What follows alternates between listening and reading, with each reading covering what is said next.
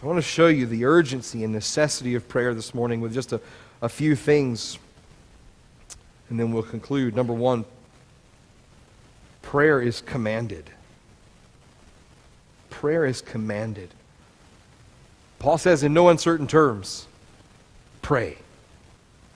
If no other reason existed to pray, if all its blessings were stripped away and it yielded no benefit, we would still be a people of prayer simply because the God of our salvation has commanded that we are to do so. You do not just pray because you know you'll receive benefit from it spiritually. You ought to pray at the core simply because God has told you to do so. We are not merely encouraged to pray. Paul didn't say if you so desire. We're commanded to it. Now our flesh wants to rebel, or mine does. We want to react to a command like a child to their parents. Go do this. Oh, really? Tell me to do it and watch what happens. I'll show you I don't have to do what you tell me to do. But the command to pray is a tremendous act of God's mercy. What's shocking, friends, is not that God commands us to pray. What's shocking is that we have to be commanded to pray. Right? We need God to command us to engage in that which is most beneficial for our soul. And how merciful of God to command such dull creatures to pray, since we would never have thought to do so on our own. Merciful of God to not only command us to pray, but to send Christ, by whose atoning work I'm even able to appear before the throne of God. 1 Peter chapter 5 and verse 6, Peter says, "Humble yourselves, therefore, under the mighty hand of God, so that at the proper time he may exalt you, casting all your anxieties on him, because he cares for you."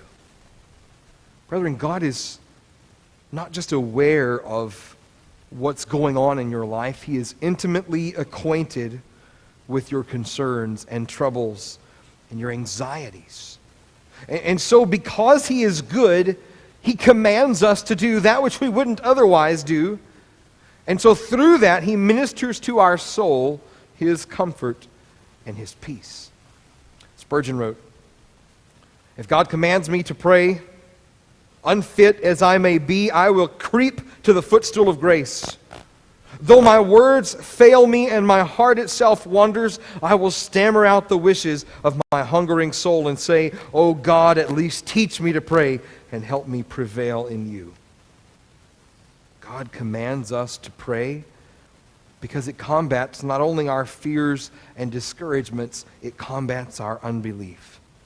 Our unbelief that tempts us to just give up. What's the use? Some would say, "Well, Pastor, why pray at all? If God is sovereign, why pray at all?" And to that I typically answer, if he's not sovereign, why pray at all? If God is not sovereign, then prayer is only sort of helpful. Because you need prayer plus something else. But he is sovereign. So I am commanded to pray, yes, but I'm also privileged to pray and approach the only one who can do all things.